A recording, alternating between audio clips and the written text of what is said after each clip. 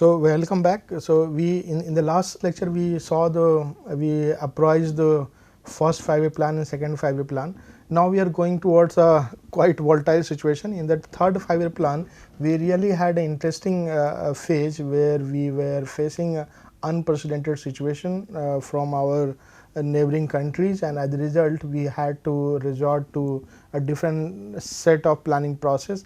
We had to drop the idea, we had to discontinue the planning process for certain years, that we call it as planned holiday, and in the period was from 1966 to 1969. So here it was the third 5-year plan. Plan was from 1961 to 1966, and this plan also helped a lot in terms of understanding the I would say growth process of India's economy. So second 5-year plan, whatever we had in terms of heavy industrialization, it helped continue the high growth path, and unfortunately it was interrupted by the wars with China and Pakistan.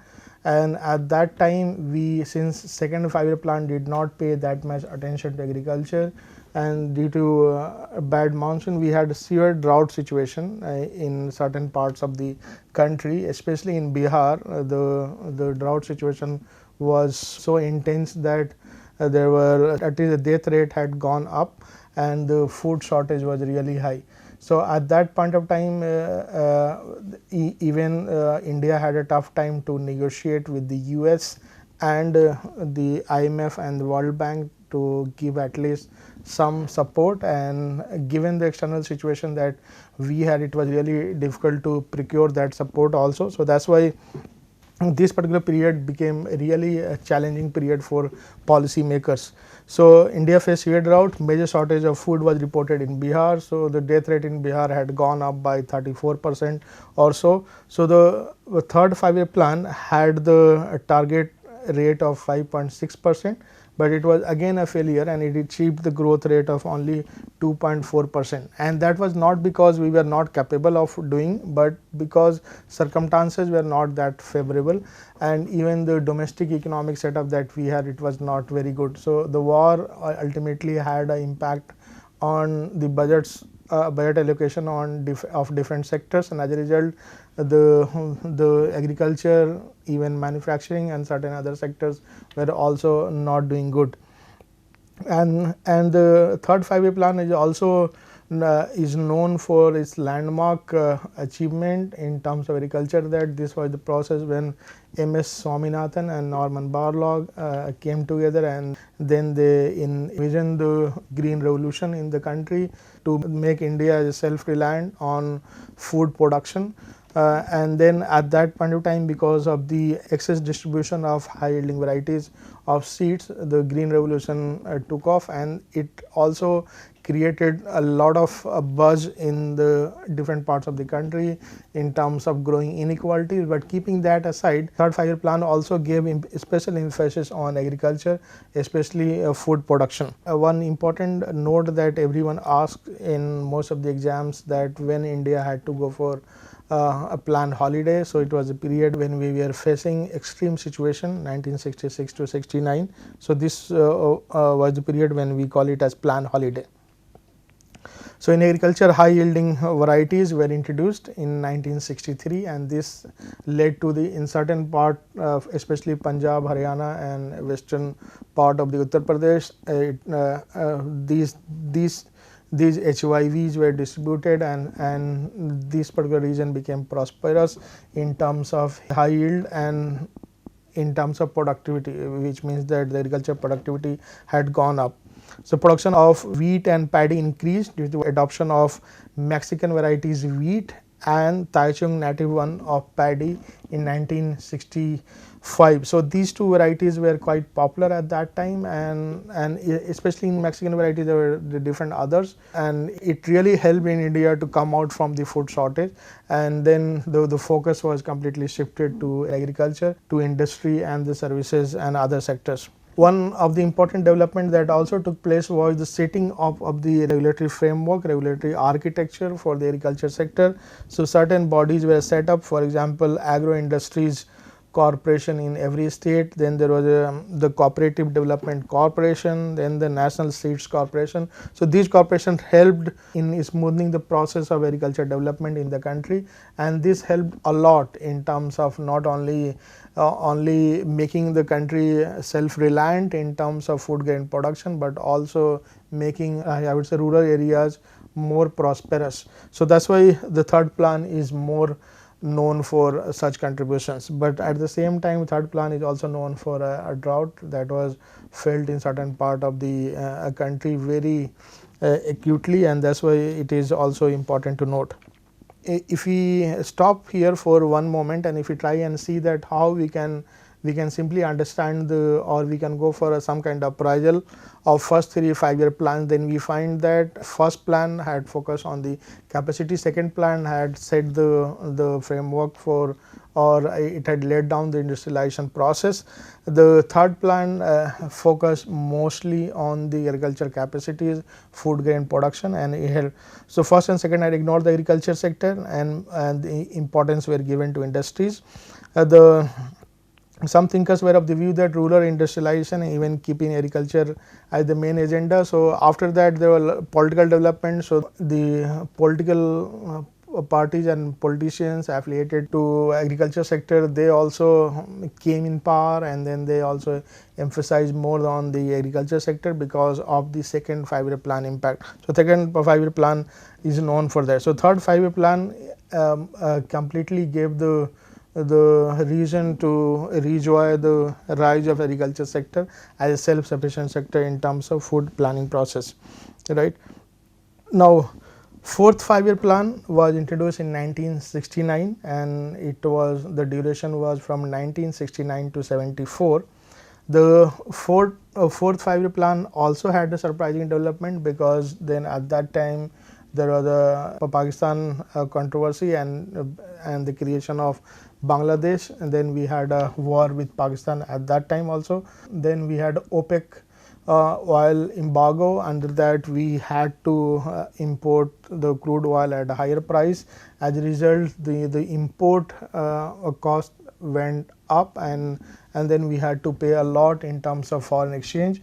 So that was also one outflow that we had to see just because of these disturbances. And one major thing that had happened, which was very positive for the country development, was the nationalization of banks, because nationalization of banks was one of the important things. On 19 July 1969, 14 major banks were nationalized. So what happened that after independence, when we look at the banking sector, then we find that in the banking sector we had almost more than 470 banks operating in different sectors, and most of these banks were quite fragmented. And to implement the planning process, which is at the national level, government wanted some dedicated institutions to support, and they were not very confident with the way these banks were functioning. So business houses had personal banks. They were more interested in giving loans to their relatives and the known people compared to the common and commoners. So as a result, government had to think about how they have to support this planning process when you have the commitment of achieving the growth rate of more than 5%. So as a result, we saw that on 19 July 1969, 14 major banks with deposits of rupees 50 crores were nationalized. So we had Punjab National Banks, and all those banks were nationalized, but it was all with the setting off of the RBI and then the SBI, and then it continued. But these 14 major banks played a really instrumental role in implementing the planning process quite efficiently and supporting or providing support in terms of credit support, not for just from the perspective of businessmen, also from the household side. So these banks helped. And then, as I mentioned, that we had India-Pakistan war of 1971, then subsequently we had creation of Bangladesh, and then here also the total growth rate that we had, the overall growth rate, 5 years growth rate that we achieved during this period was 3.5%, which was lower than the target rate of growth of 5.5%. So this particular exercise helps understand that how we can understand the fourth 5-year plan. India also took measures to regulate and restrict exit entry and even check the market dominant strategy. So, as we mentioned that the industrial policy resolution that we had a 1948 and 56, and then in 56 also we allowed certain sectors only for the public, and then the licensing norms were introduced. Now, this particular exercise gave rise to what we have the licensing Raj, and then there were certain firms which had complete dominance, and there was some kind of monopolistic structure, oligopolistic structure, formation of cartels. Then there was some kind of leadership role in certain sectors. The businessmen which were quite powerful, they had a say in a particular sector. Even public sectors firms were not shying in terms of taking advantage with the dominance of the market. So, at that point of time, on December 18, 1969, Indian Parliament passed the law on Monopolies and Restrictive Trade Practices Act, which is called MRTP Act, and it was implemented on June 1, 1970. So, the MRTP Act has a special I would say status in India's industrialization process, because this particular act gave rise to lot of I would say it is called red tapeism, and again it is called in terms of a rent seeking, that this particular MRTP Act again gave a rise of different or alternative set of firms operating in a quite unusual manner.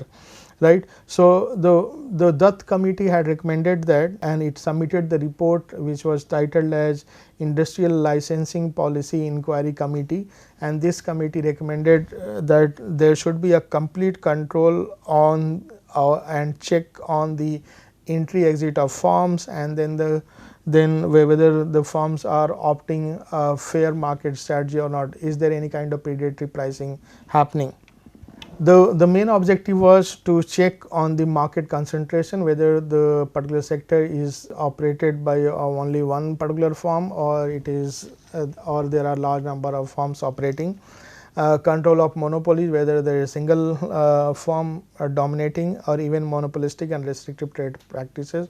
So, monopolistic in the sense that if you have some small number of firms participating with the differentiated product. Now, the MRTP Act created worse than good for industrial development, as more and more firms seemed reluctant to participate in the market, and then the investment process was also slowed because it was very difficult to participate. So, most of the firms which were relying on the import from or import of input from outside, even the import of technology, it was not easy.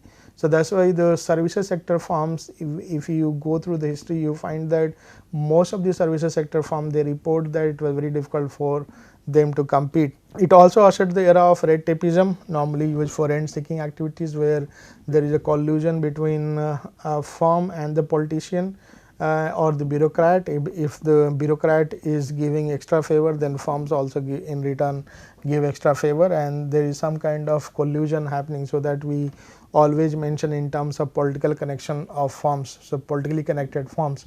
So, those firms which were politically connected, they had a complete say in the market dominance, even restrictive trade practices.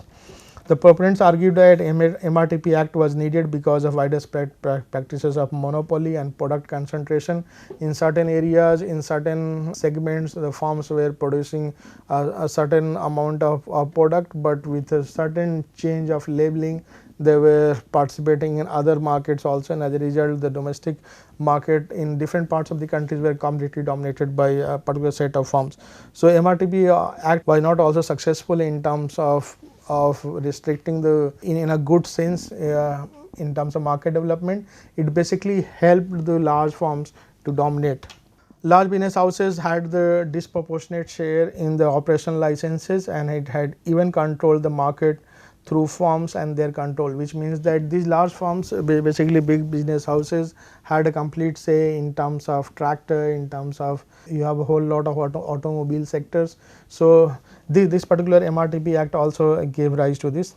Even in 1965, before the implementation of this MRTP Act, Monopolies Inquiry Commission in 1965 reported the excessive practices of monopoly and oligopolistic market structure. Oligopolistic market structure means a small number of firms participating.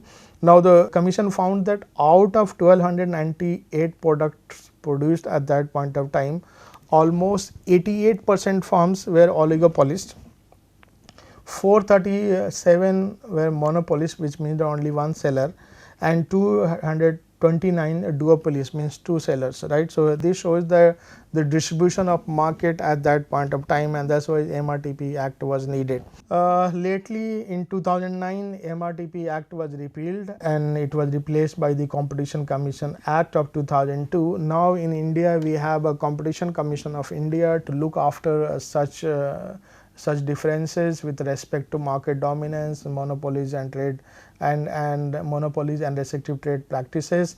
In the modern era, in the contemporary context, the Competition Commission of India looks after such kind of market violations, where if a firm finds that the competitors are not following certain market regulatory norms, then they can report to Competition Commission of India. Competition Commission of India then tries to go through in detail and report it to the appellate tribunal. Appellate tribunal again takes it into consideration and it imposes certain fines or whatever the decisions are being taken.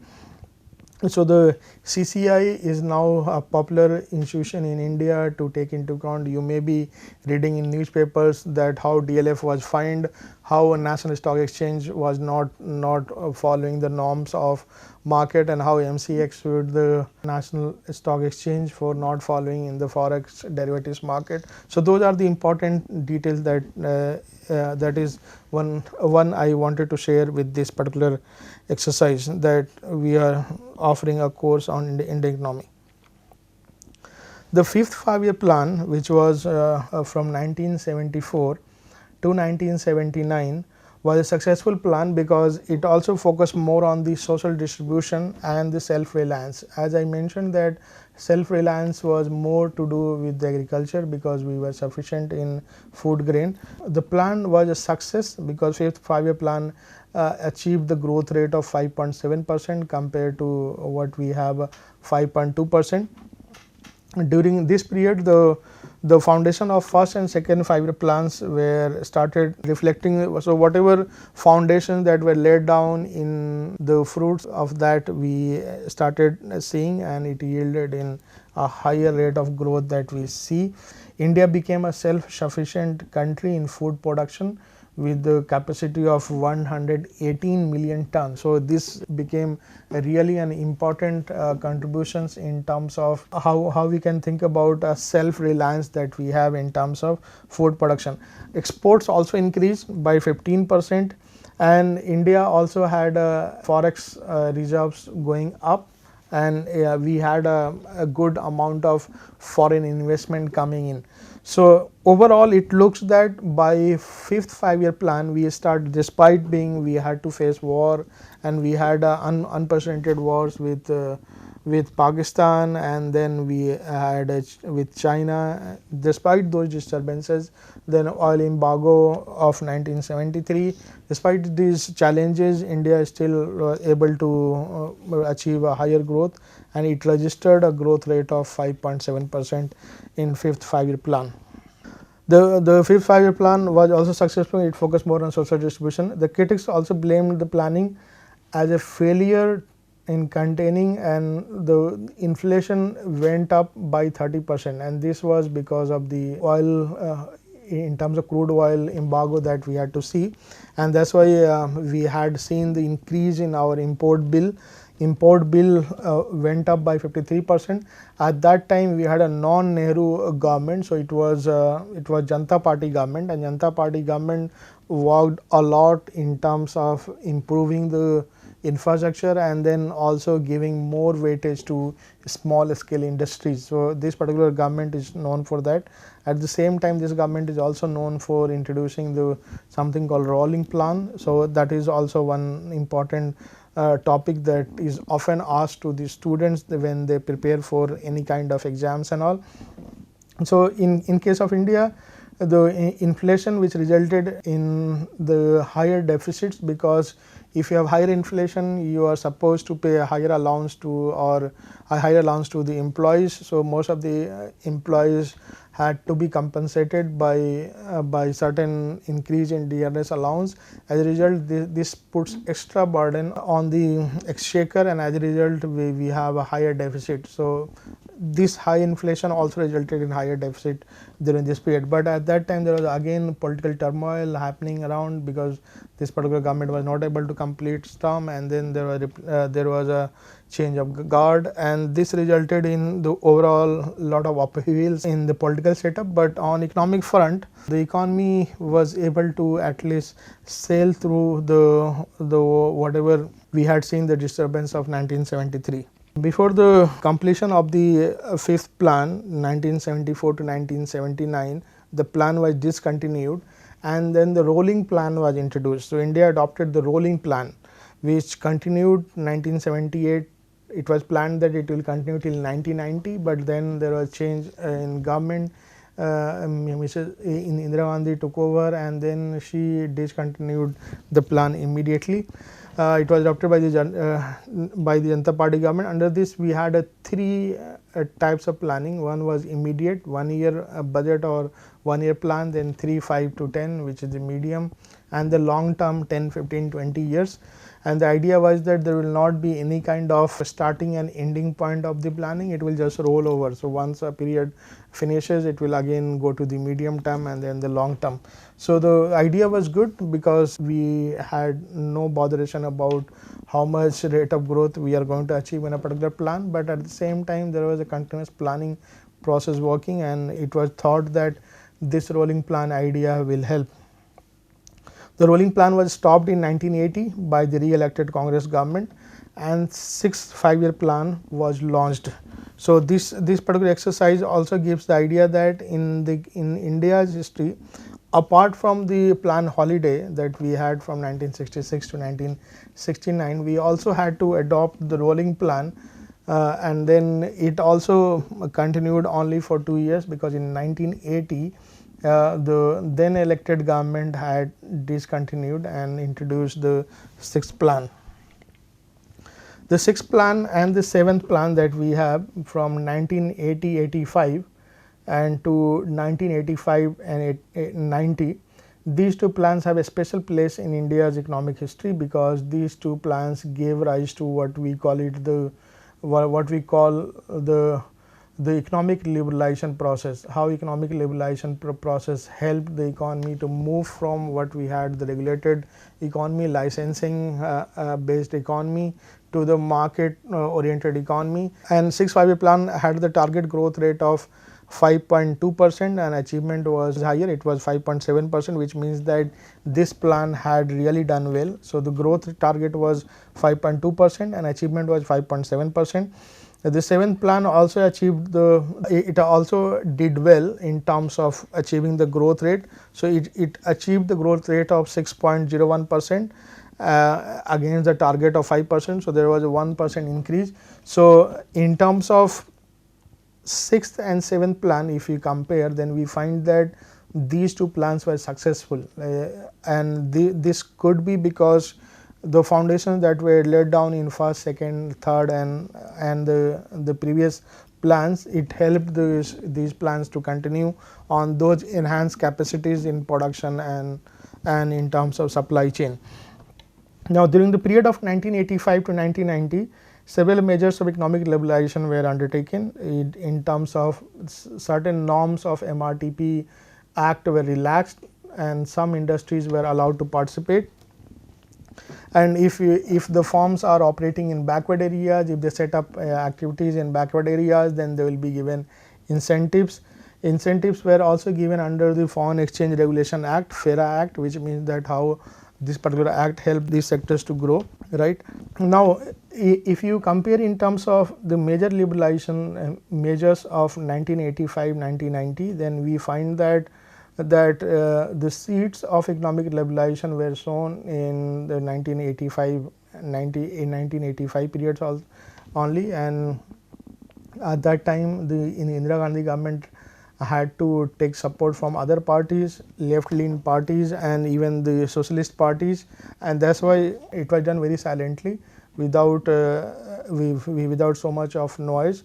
So in March 1985, 25 broad categories of industries, including 82 bulk drugs formulations, were dedicated. So here I will stop now, and I will try to tell you that whatever we have analyzed so far, it gives the idea that we are now in a very comfortable stage, and we can say that we know something about India's economic history, how painful it was for the country to move from the perpetuation of underdevelopment to a slightly better position. And in the next lecture we will be covering some other aspects, and we will continue with this, and then we will also moving towards the post reform period. So pre-reform period we will also try to see on aspects of economic liberalization. Thank you so much.